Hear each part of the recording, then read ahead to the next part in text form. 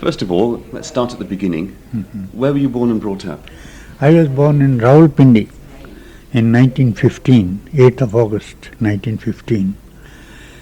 And my childhood was spent there. Then I went to Lahore for my graduation, and I passed my MA in 1937 from Government College, Lahore, and came back to Rawalpindi and lived there till the partition of the country. And you were from a Hindu family? A Hindu family, yes. When did you realize that partition was looming?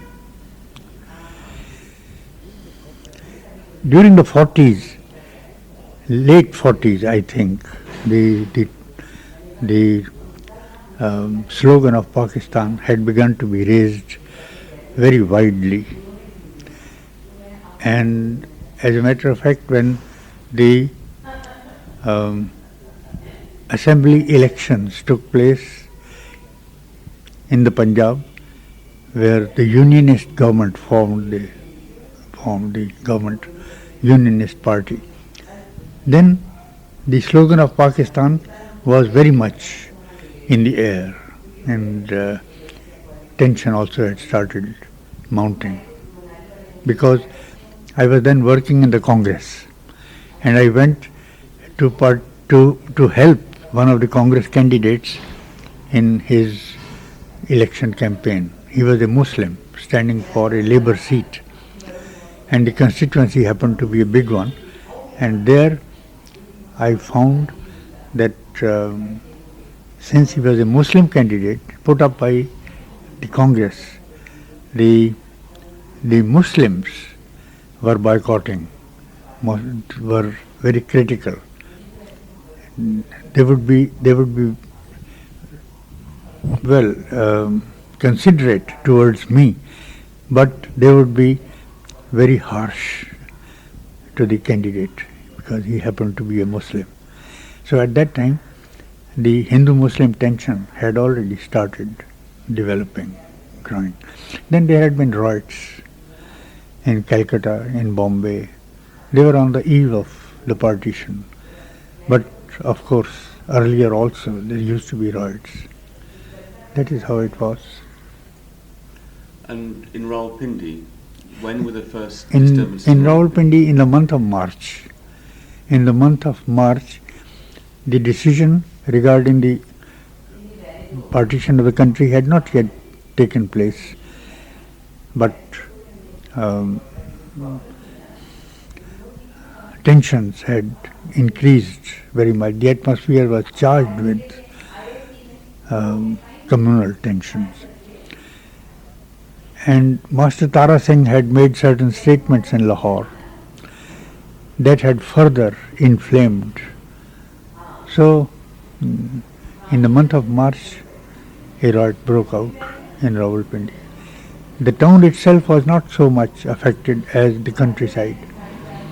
In the countryside, a very, very large number of villages were affected. There was burning and looting, and then the exodus of Hindus and Sikhs from the rural areas coming over to Rawalpindi, where a refugee camp had been set up. But that was in the month of March. Then it subsided. And I think it was after it had subsided that the declaration of the formation of Pakistan was made. Then a different kind of exodus started. People moving out of Rawalpindi, going to Delhi and to other places. That is how it began. And how much of the rioting in Rawalpindi did you see yourself? As I told you, there was a lot of tension inside the town, and there was burning also, but not much of killing, except in some of the outskirts of the town. There was a place called Ratta, that was a labor colony. There was tension there, and eventually some people were killed. Stray cases took place in Rawalpindi, and a lot of burning, but tension kept mounting. In the countryside, there was a lot of killing. That is true. And burning and looting, because after the riots, I had a chance to go to the countryside. The health officer, who happened to be a neighbor of mine, had been asked by the deputy commissioner to go to a particular village called Thoha Khalsa, where a large number of women had jumped into the well to put some disinfectant, because the bodies had bloated up and come to the surface. And he happened to be going there, and I went along with him.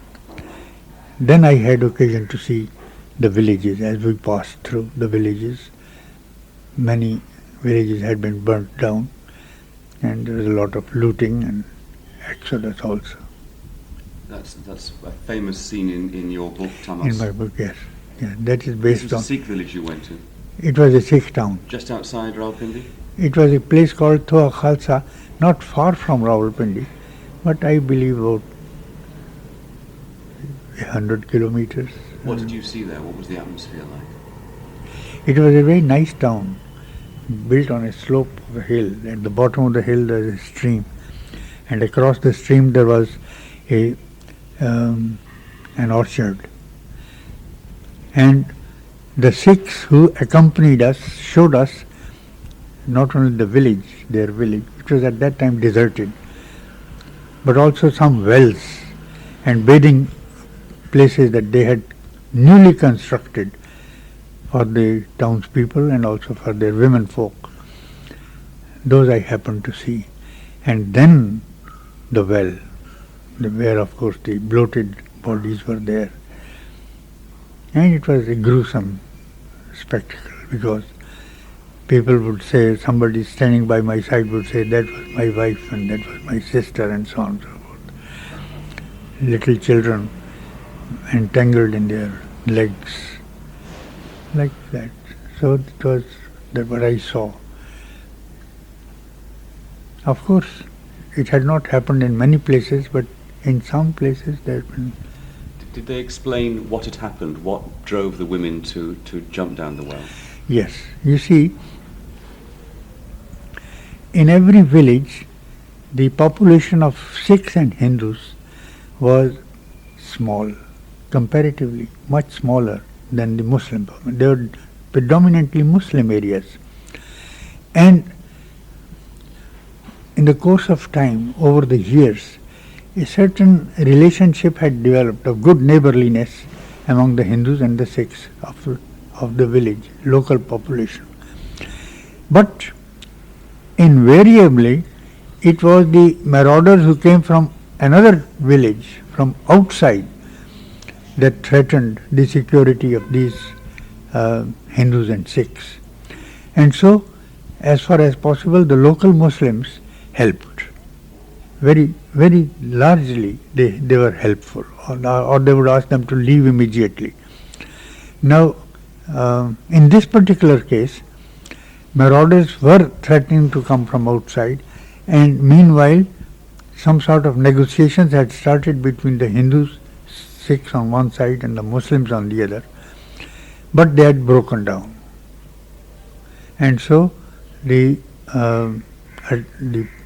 marauders came, and women thought that they were not safe, and they went and jumped into the well. Skirmishes took place, of course. It started, some fighting went on, but then very often it was a misunderstanding. Sometimes a group of marauders would be seen coming in the direction of the village, but instead of coming to the village, they would go into another direction. And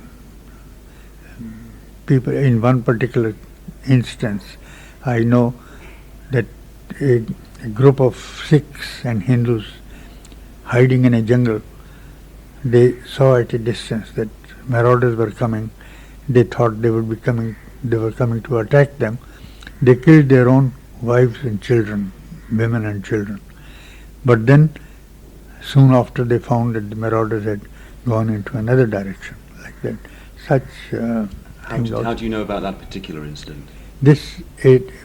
When Tamas was being shot in Bombay, on the sets, I happened to be sitting, And one of the members of the caste told me.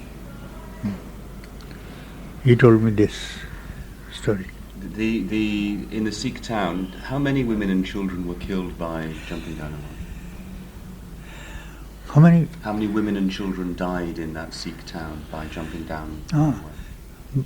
I think about 40. I don't know the exact number, but vaguely I think it was about 40, 45. What was the atmosphere like among those Sikhs who were still living in the town or in the area? The ones who accompanied You see, when we went to that town, it was deserted. Most of them had left the village and gone to the town, gone to Rawalpindi.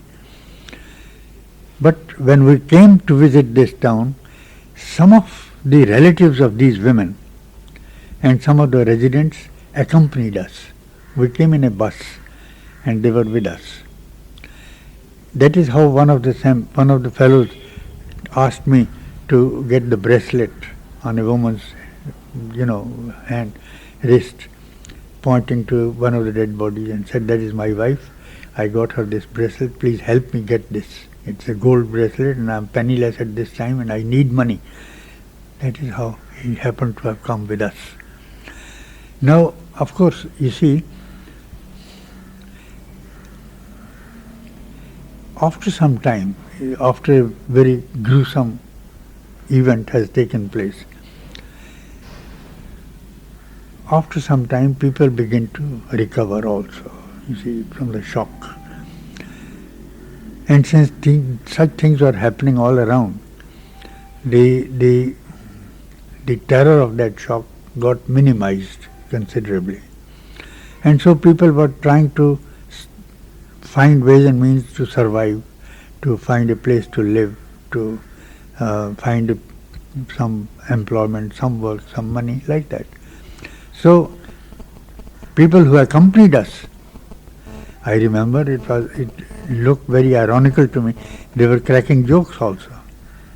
But when they went to that village and they saw the dead body, they burst out crying. That also happened. And can you tell me again about the bracelet? What was the story behind the bracelet? No, you see, we were standing by the well, where the women who had jumped into the well, their bodies had come up, bloated. One of the Sikh youth, young boy, standing by my side, pointed out to me and said, "Look at that dead body, that is my wife's dead body. And you see the bracelet on her wrist, it is a gold bracelet. I got it for her. Now I want it back. I want this bracelet to be given to me because I have no resources and I am knocking about in the town. And this is because this is my property. I got it for her." And I told him, since I was working in the Congress, he thought I could help him. I said, it's not possible. Bodies are bloated. Nobody is going to help you take the bracelet off a dead body. And he quarreled with me.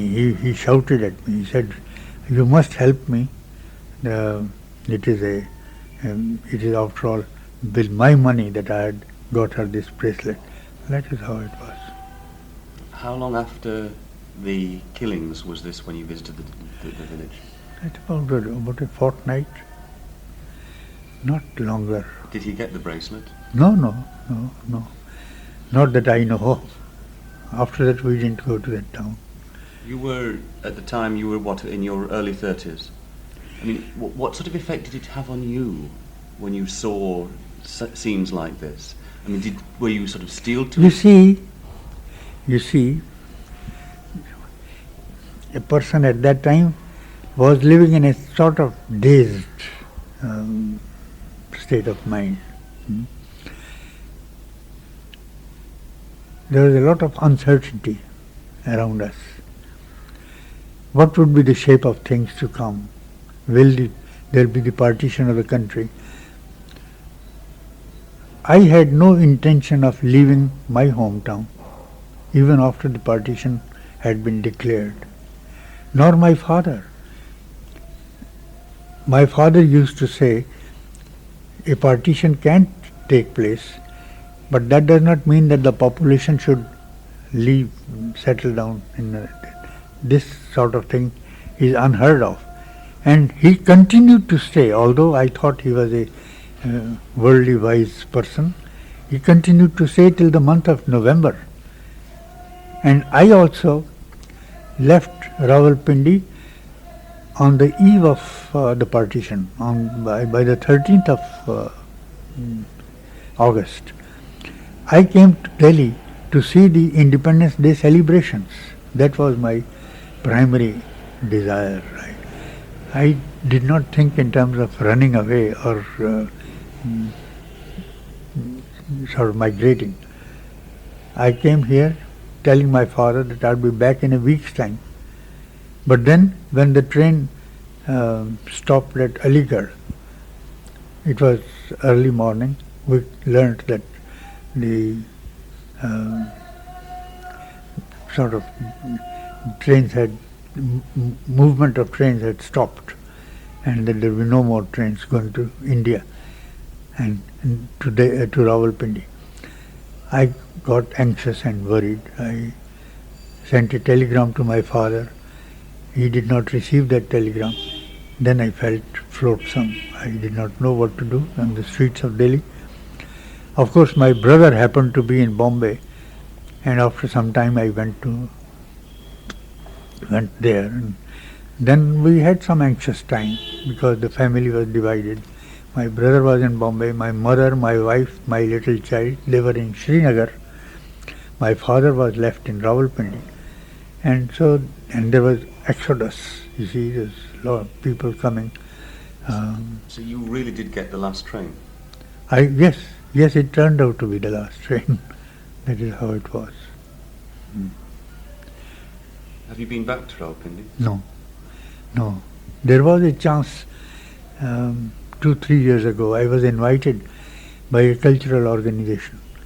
But then at the last minute, they cancelled the seminar.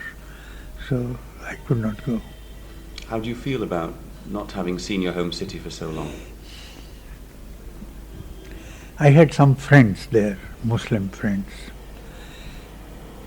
and I wanted to meet them, and we were corresponding with one another also.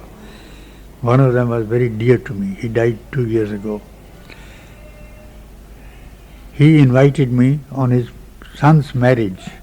He telephoned me, but the notice was very short and I could not possibly get a visa even if I tried. I could not go. But some time after, my daughter went to Pakistan. She went to Rawalpindi, my hometown, and I asked her to meet my friend. And he was very happy to meet her.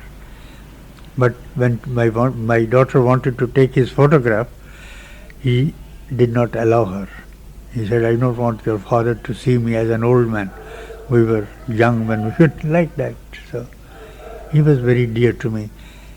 And he died. He is now dead. In one of his letters he said, I have a strong desire to meet you, but I wonder if it will be fulfilled. And he also said, I have two desires. One, to meet my friend, and the other is to go on a pilgrimage to Mecca, like that. But I wonder if he was able to fulfill the other desire. He died. When you got to Rawalpindi railway station, I presume you caught the train from Rawalpindi? Yes. What was the atmosphere like? What was the scene like at the railway station? You see, there was no crowd at the railway station. There were many trains leaving. I left by the Frontier Mail. And it was a fast moving train, and therefore only those passengers would sit in that train who had to go to Lahore, who had like that.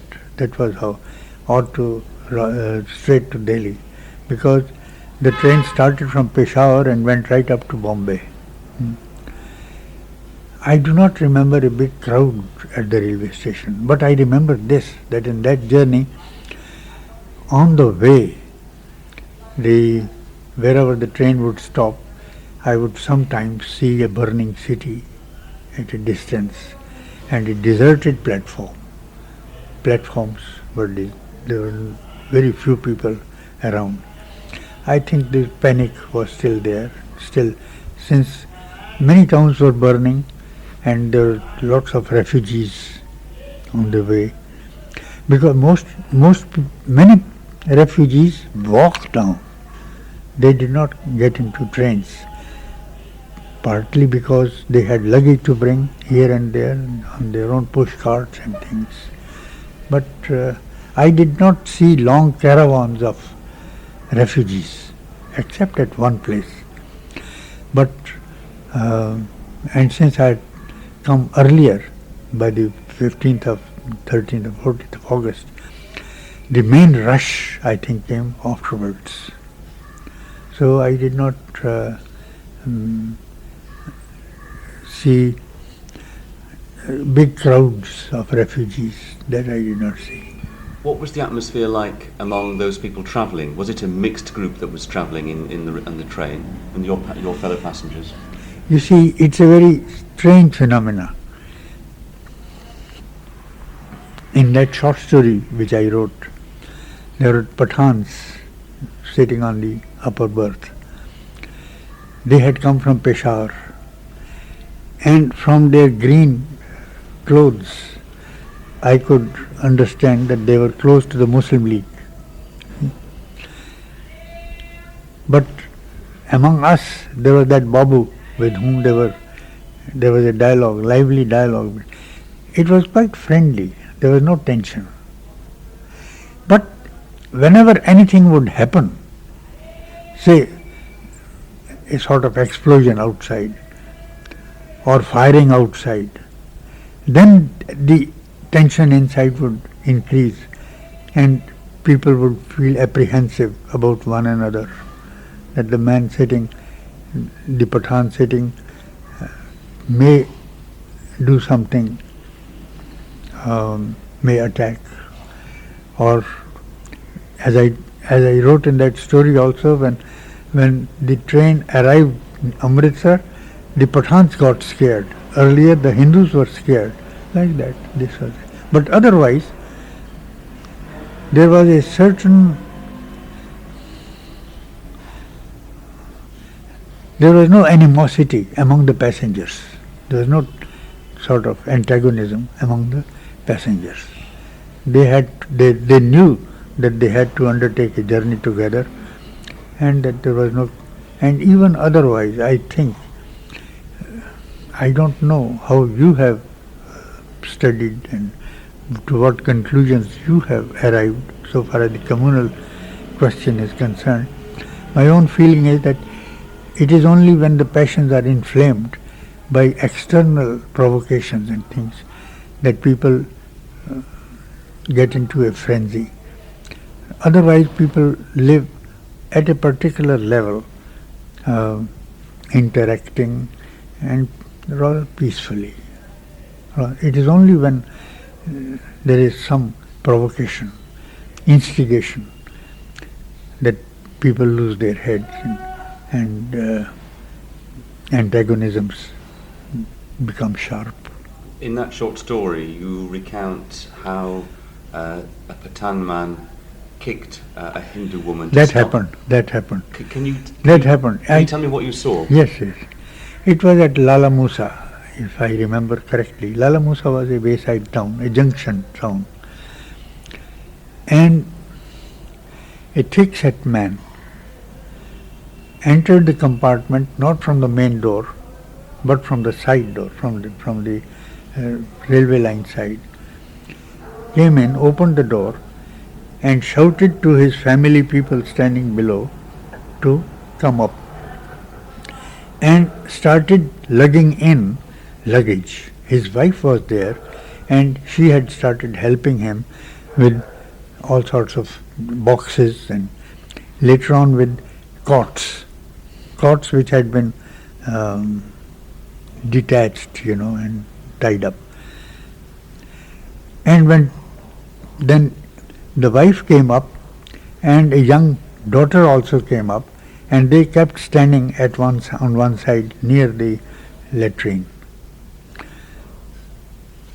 The Pathan lost his temper when he saw that cords had been brought in. You see, the cords had been detached, rolled up and brought in, and that made him angry. And he started shouting, asking them to get down. And then it was that he hit out, kicked, and it hurt. That I think it was either the wife or the daughter. One of the two got hurt here. And she sat down. And the luggage was thrown out. The train had started moving. Half the luggage had been left behind. The half of it was a few boxes, and some of those cots were inside the compartment. Then the man got nervous, and he pushed out, threw out the luggage inside, and they got down. The train was moving not very fast at that time. That was the incident. And they were a Hindu family? Hindu family. Do you think they survived? Do you think they lived? You can never tell. But they were at the railway station. I don't think there was much killing done at railway stations. They might have survived. But of course, going back for them to their town was out of question. They must have come from the interior, you see, to catch a train. They couldn't. Maybe they succeeded in catching some other train. Or I don't know. I have no idea. But it was a disturbing kind of occurrence. That's how it was. Did you get to the Independence Day celebrations in Yes, Delhi? yes, I was here. I was in Delhi, and it was a strange kind of atmosphere. In Delhi also, there was, in certain parts of Delhi, rioting had taken place, Daryaganj side and other places. What had been very disturbing for me was the sight at Lahore before I came to Delhi. The train had stopped there for 4 hours, and Lahore was a town where I had studied for my education, you see. And Lahore was burning, certain parts of it. That was a very disturbing sight for me. In Delhi, the preparations were afoot, and I very much wanted to go to the Red Fort, where the national flag was to be held by the Prime Minister. I went there. Then I also went to the Parliament House. Did a lot of trudging in those days. Parliament House, where Lord Mountbatten bade farewell. You see, he went in his phaeton, and Nehru stood on the balcony and they waved, It was a kind of symbolical farewell that I saw. It was a very interesting, no doubt. And I don't think there were many, but people carried paper flags all over the town virtually. There was a sense of jubilation, but at the same time there was this communal trouble. Just, if I may, just.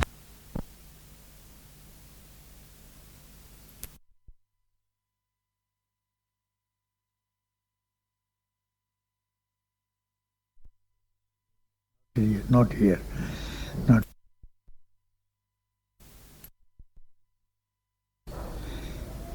It took a long time.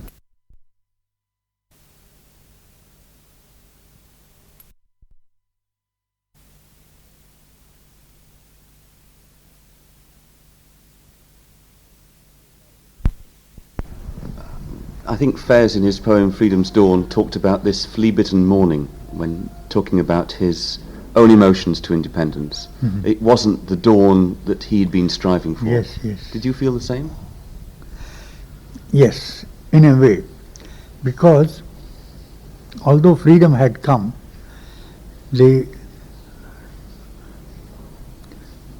a sense of disillusionment, not as sharp as perhaps Faz's, but had started creeping in. Because things were not settling down. And of course it was a bit too early to judge the performance of the new government.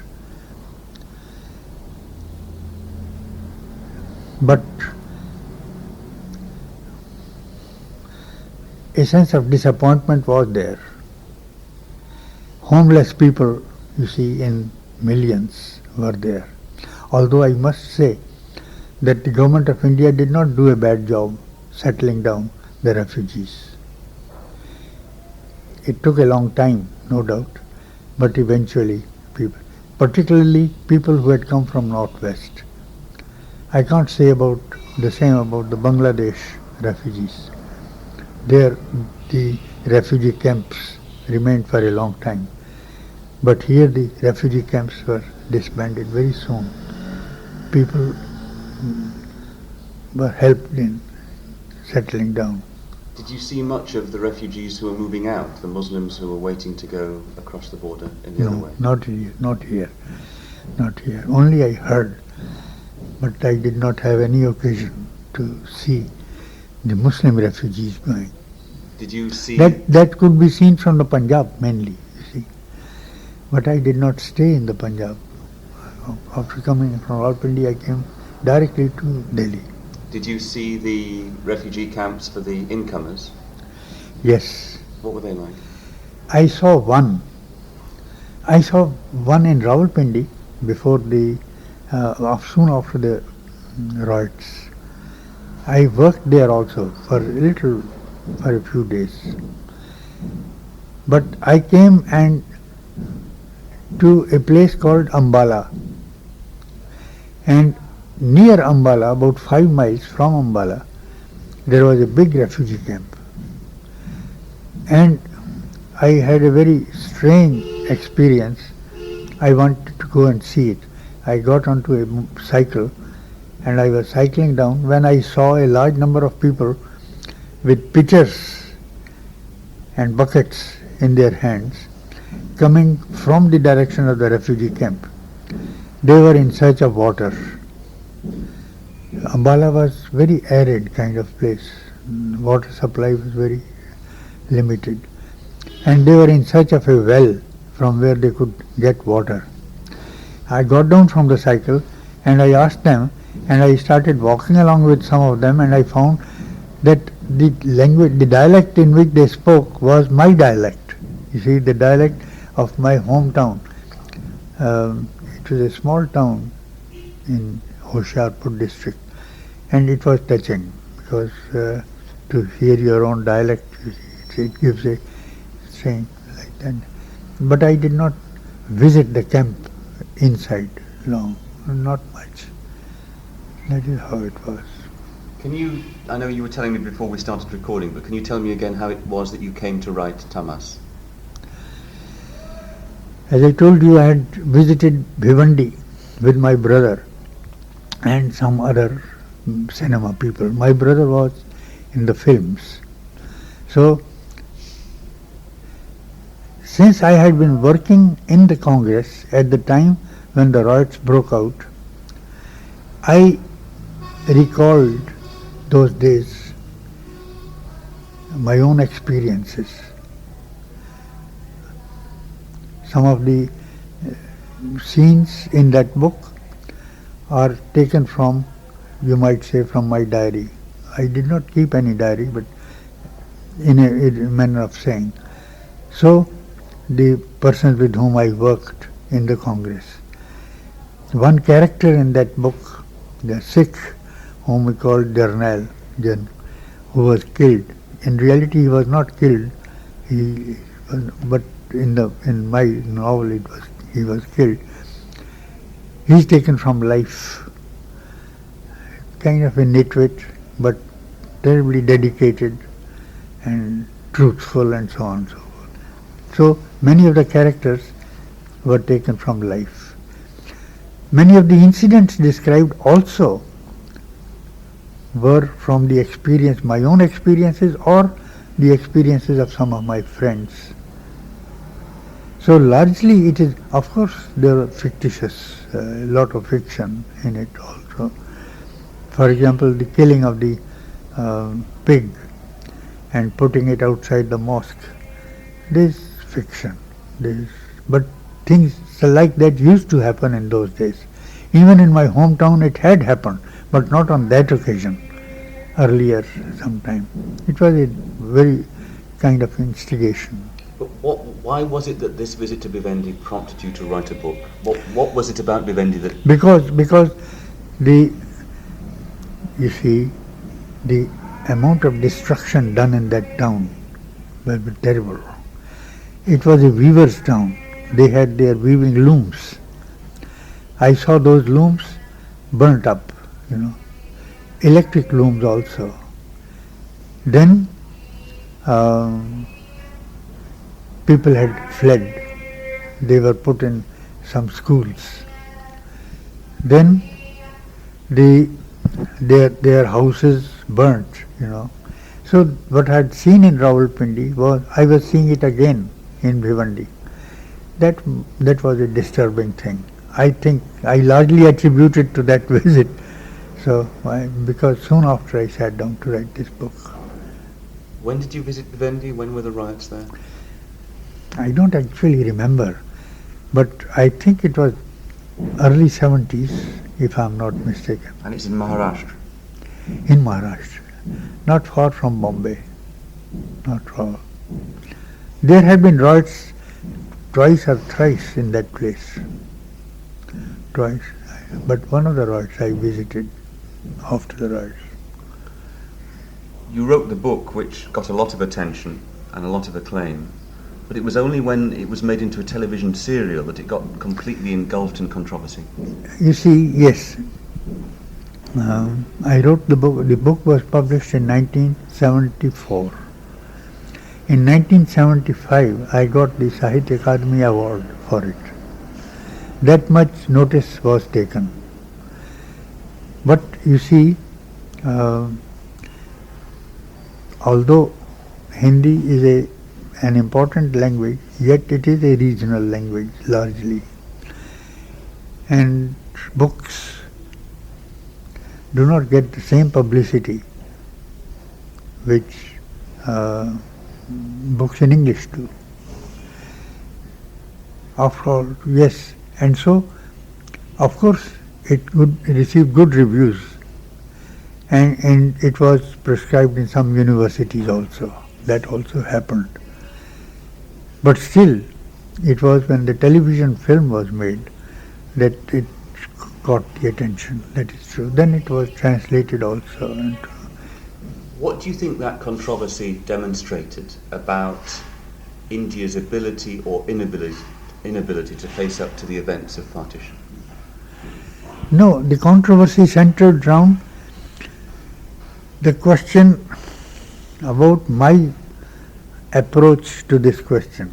You see, the Hindu organizations thought that I was blaming the Hindus, that they were responsible for starting the riot there.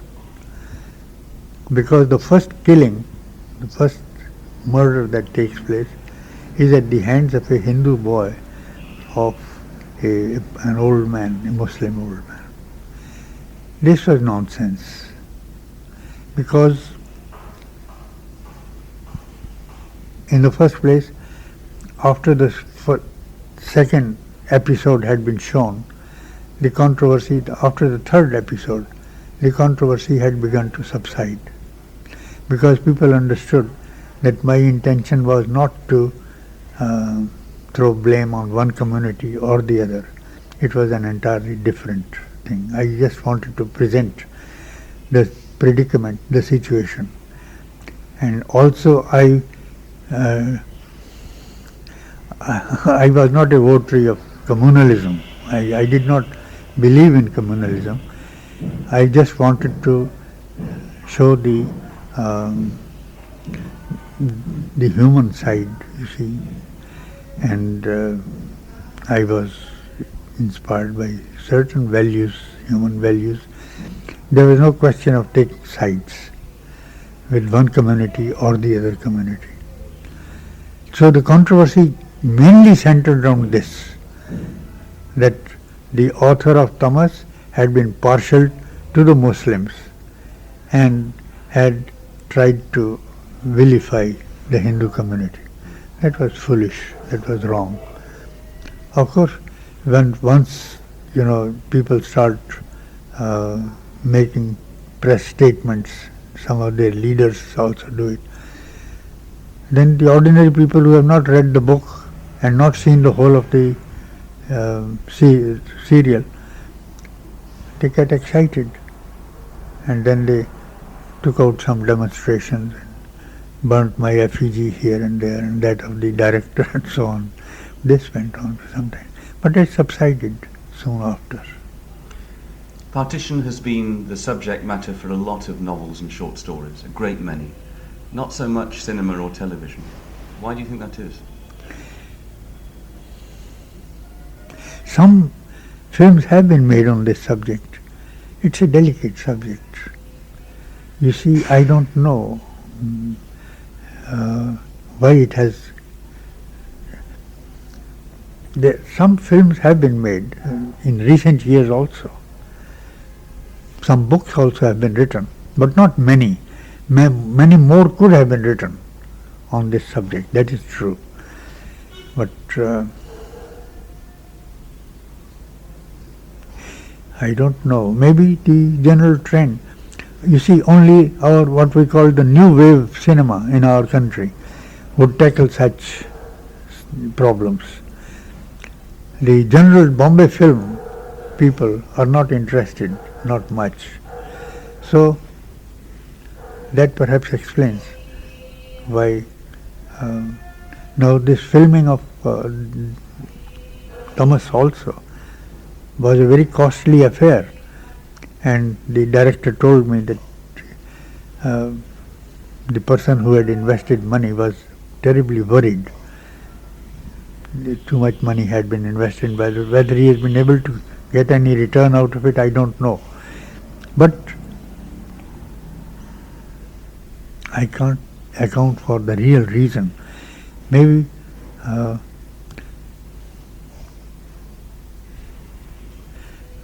it's difficult to say why many films have not been made, but a few that have been made have been quite effective. I can think of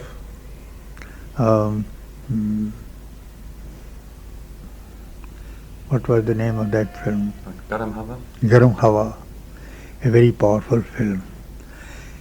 Mamu, another film recently made. A film made by Saeed Mirza recently. I don't remember the title. I saw it here. Very good film, very sensitive film, in which Kafi Azmi, the poet, also is one of the characters, one of the actors. Then Adha Gaon, like that, quite a few have it. Adha Gaon has been made into a film? Or into a serial, perhaps. looking back now, almost 50 years on, what's your overriding emotion about Partition? You see, what is depressing is that the problem continues. It has not been solved. And it has become a little more complex also. That is very unfortunate.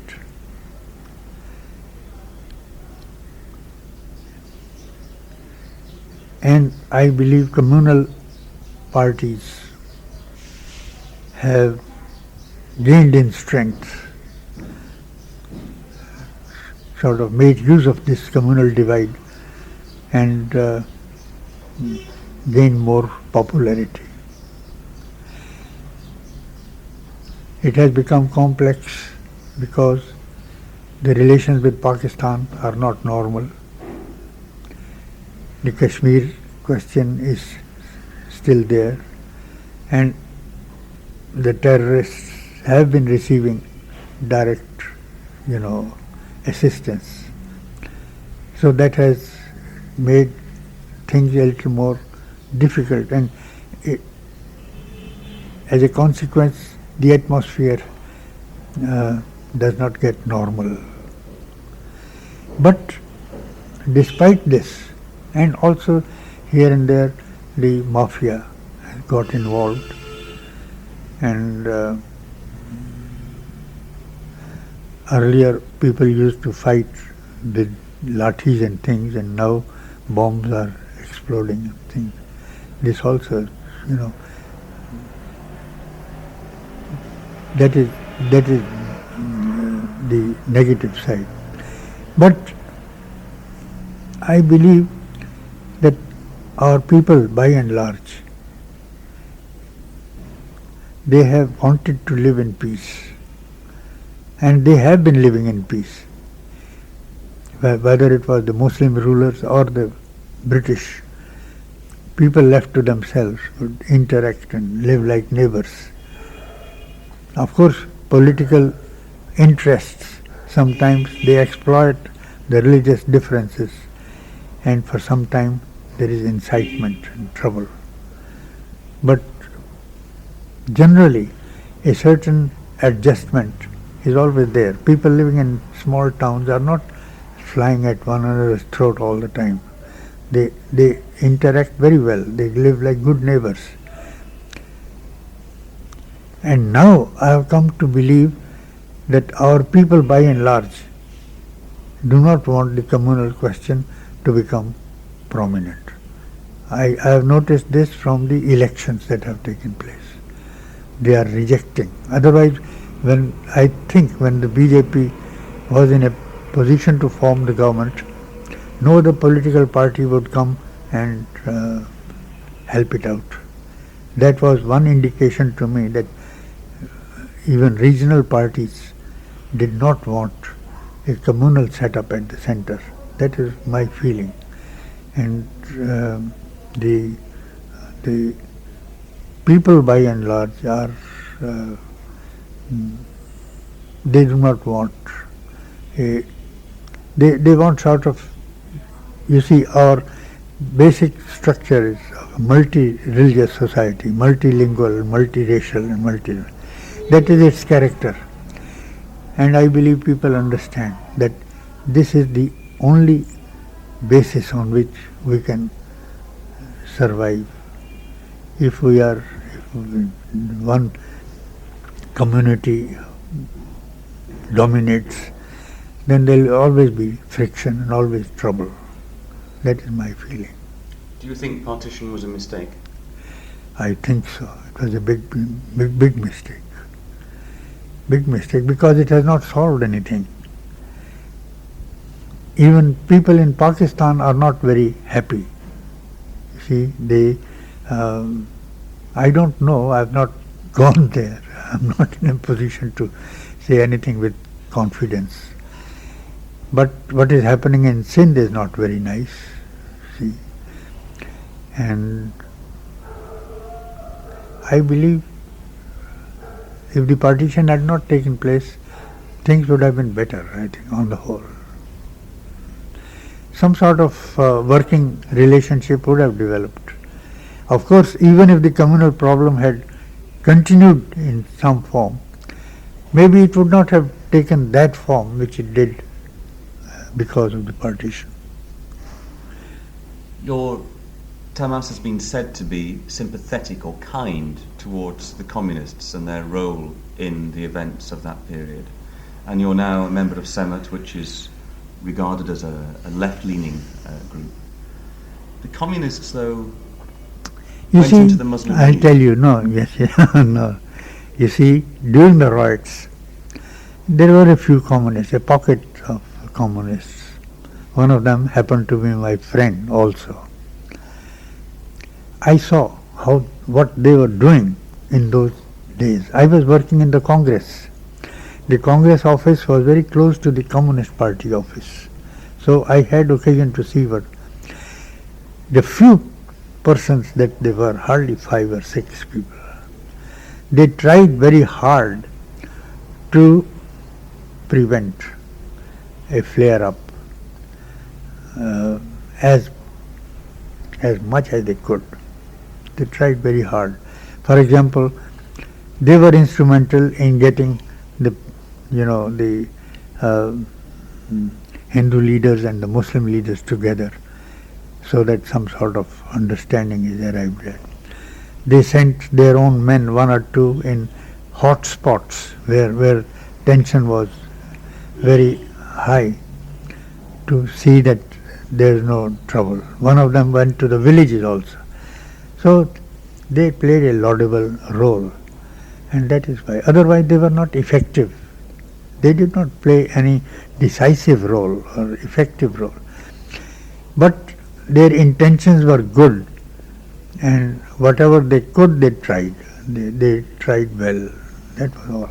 It's a marked contrast to Train to Pakistan, where the communist who goes to the mixed Sikh-Muslim village is made out to be vain, something of a coward. He doesn't achieve his goal. I have not read Train to Pakistan. I am not in a position to comment on it. Oh, interesting. Why haven't you read it? It so happened that Khushwant's writing, you see, I got a copy of it, but somehow a friend of mine took it away, and I felt lazy and I did not get it. But now that you have told me, I'll read it. I'll get hold of it and read it. But I've read other books, Jhootha Sach, a very good book written by Yashpal in 2 volumes on this very subject. Have you read Ice Candy Man, which is? Have you read Bapsi Sidhwa's Ice Candy Man, which is set in Lahore? No. Do you still write about partition? Is it still? Yes, short story here and there. I wrote one, a very small sketch kind of thing, recently. But I've written in all about 6 or 7 short stories. There is one short story called Pali. I wonder if you had time to come across this story. A little child is left in Pakistan and is adopted by a Muslim family. And the parents of the boy, they can't find the boy, and the refugees buses are leaving. They have to leave the child behind. Then the wife, the mother goes crazy almost, and the husband tries to somehow get the child, make inquiries, make applications and things, and eventually succeeds in locating where the child is. But by that time 8 years have passed and the child has grown up. And as the parents who had adopted in the Muslim family, they are very fond of the child. Like that, on that theme I wrote a short story. What happened to the child? What happened to the child? Oh, the child was brought. You see, it is a satire. I have tried to satirize the religious dogmatism, because the child had been very tenderly brought up there by the poor family which lived in Pakistan. They had given him a Muslim name. The Maulvi there had insisted that khatna should be performed on him, and all those things. And over the years the child had grown up to be a Muslim boy. But when the child was located and brought to India with difficulty, the atmosphere was of a Hindu family, you see. And the father of the boy had invited his relatives and friends to come and meet the child. And there the child, while the ceremonies are going on, the child spread the small carpet and starts offering the namaz, because this is what he had learnt there. And a Hindu fanatic, catches hold of him, pulls him up by the ear and gives him a slap, like that. So I tried to satirize this. It has been well received. In creative terms, would you say that Partition was the defining moment of your professional life? No, I can't say. I can't say. I've had a certain obsession, you might say, for some time. But that is not all that I have been worried about. I've only written one novel and a few short stories on the Partition. Otherwise, I've written 6 novels, and they deal with different aspects of life. Large number of plays also, and short stories and things. So this has not been my chief preoccupation. I don't think so. But of course, it disturbs me still. It is there very much. Do you think the pains of Partition are ebbing away as memories fade and generations move on, or do you think it's still there?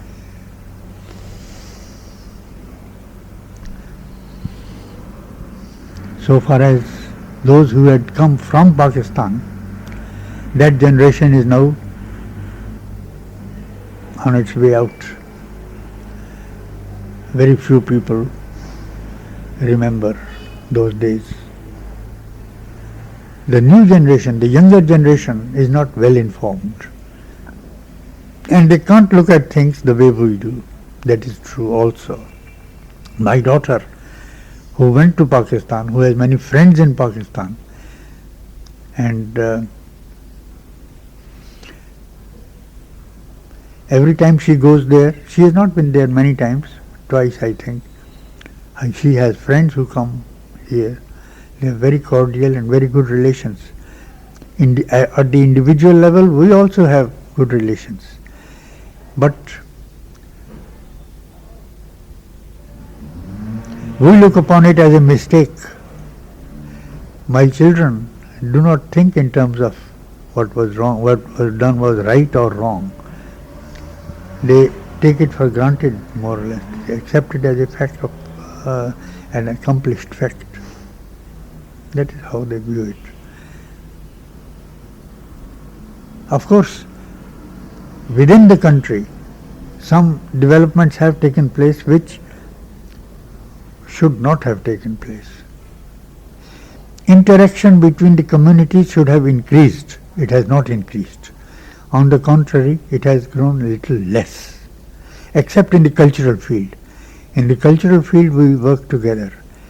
But otherwise, I don't think it has, much more cordial relations could have developed had this not been there. You see, the same thing happened in terms of Sikhs also, but not to that extent. Sikhs and Hindus are very close. I wish the Urdu language, my education took place through the medium of Urdu, and it's a very fine language. It has very, very rich literature. I wish Urdu had continued to be one of our important languages. It has been sidelined. That has been unfortunate to my mind. Okay. I think we've covered a lot of